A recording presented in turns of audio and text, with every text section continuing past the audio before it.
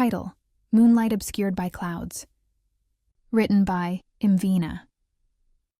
Napabuntong hininga na lang ako habang hindi makapaniwalang tinitignan ng babaeng nasa aking harapan ngayon. She has this deep, dark, lovable eyes, thin-shaped eyebrows, button-like nose, little chubby cheek, a beautiful, clear, light-tan skin, and those full, seductive mulberry lips. Her short hair fits on her and she even passed my standards, but what the fuck? They called her a puta. Damn their ridiculous mouth. So, Mr. Mendez, Nababagot na anin ito. are you in? Gayunpaman, nakatutuwa lang isipin na kahit mukhang nakakatakot siya, ay mas nagiging maganda pa ito sa paningin ko. I can't help myself not to stare at her gorgeous face. Doon ko nakita ang pagbabago sa emosyon niya. Mula sa kaninang pagkabagot ay napalitan ito ng biglang pagkabad trip.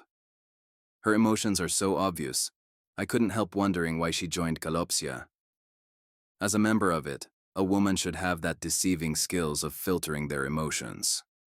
Kalopsia was known as a secret women's club in Asia and Europe, wherein binabayaran sila para bigyan ng serbisyo ang isang lalaki. And when I said services, I meant all kinds of services. Well, that's what Arem, my dick-headed friend, told me.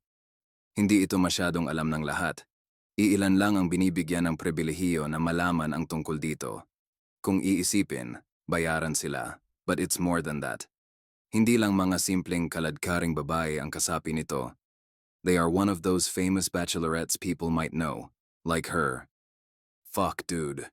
She's none other than Celine Hapuch, the prominent and firm First Lieutenant Celine Hapuch y Mendoza. That half-Filipino, half-American woman is a well-known soldier. Laman ng mga magazines at iba't ibang pahayagan sa Pilipinas ang mukha nito.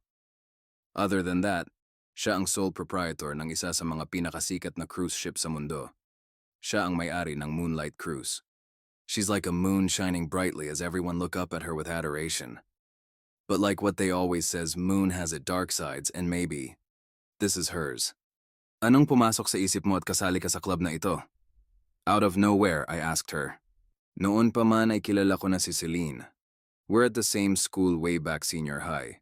At hindi ako makapaniwalang sa ganitong paraan, muling magtatagpo ang mga landas namin. Ang tanong ay hindi sinasagot ng panibagong tanong, Mr. Mendez. Sa pagkakataong yun ay parang ipinamumukha niyang napakatanga kong kausap. Now, if you have no intention of signing, it would be better to end this conversation. Marami pa akong mas importanteng gagawin, at hindi lang naman ikaw ang aplikante na nagpa-schedule sa akin ng appointment para maging girlfriend ako. Baka sa mukha niya